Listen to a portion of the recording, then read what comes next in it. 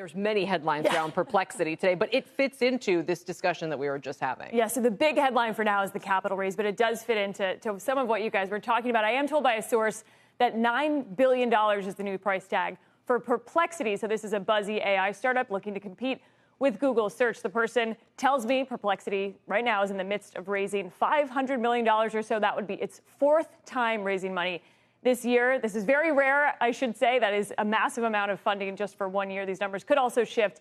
I am told that it's going to be a mix of new and then existing investors. Perplexity, it's already backed by Jeff Bezos. You got names like NVIDIA, NEA, Sequoia, among others. And the Wall Street Journal was first to report this news last night. The startup makes money off of subscriptions for that search product, but the cash could very well be going to fighting off some new legal battles over copyright. Today, Dow Jones and the New York Post filed a lawsuit claiming that the AI startup engages in what they called a massive amount of illegal copying of their work. They called it a brazen scheme to compete for readers while simultaneously free-riding the valuable content the publishers produce. Perplexity did not immediately respond to a request for comment, guys. Its search tools allow users to get answers with citations, and the New York Times, Forbes, Wired have all accused Perplexity of similar violations. The startup has struck certain revenue-sharing programs to address some of these concerns. But, guys, it marks the latest example of this battle between tech and publishers over how these companies can use that copyrighted content to train and then run their AI system. Dow Jones is seeking financial damages, could amount to $150,000 per violation. You add that up, you're going to need that new cash pile that this company. So, Navrina, let's talk a little bit about this. Number one, what are the AI companies, including Perplexity, going to do with all the money they raise? Why do they need it? Number one. But number two, and more to the point of how Kate's report just ended there, how do you feel about these glorified search engines using or gaining access to copyrighted material? Have the laws not kept up with the practice, I guess, is what my question would be?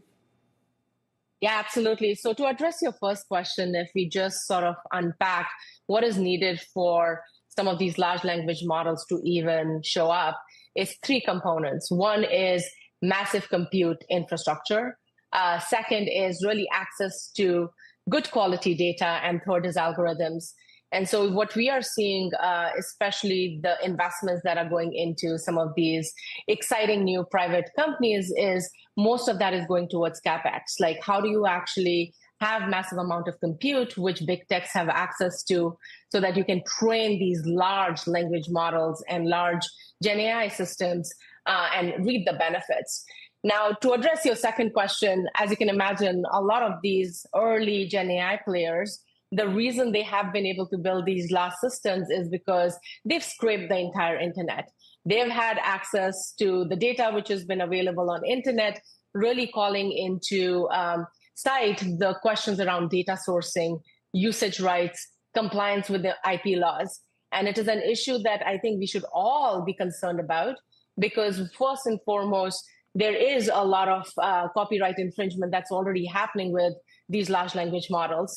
And so what we are seeing with Perplexity and Dow Jones, case is actually a real reflection of the issue we have right now in the market, is how do you ensure that the content creators, their data rights are protected? And this is going to be a very important issue that not only emerging private sector companies, but also public companies take heed of, because that's going to put them in regulatory crossfires. And we are going to see more and more of these issues surface. And this is where AI governance becomes pivotal. How do you ensure that you are complying with emerging regulations? How do you make sure that you are managing the risk is going to be key.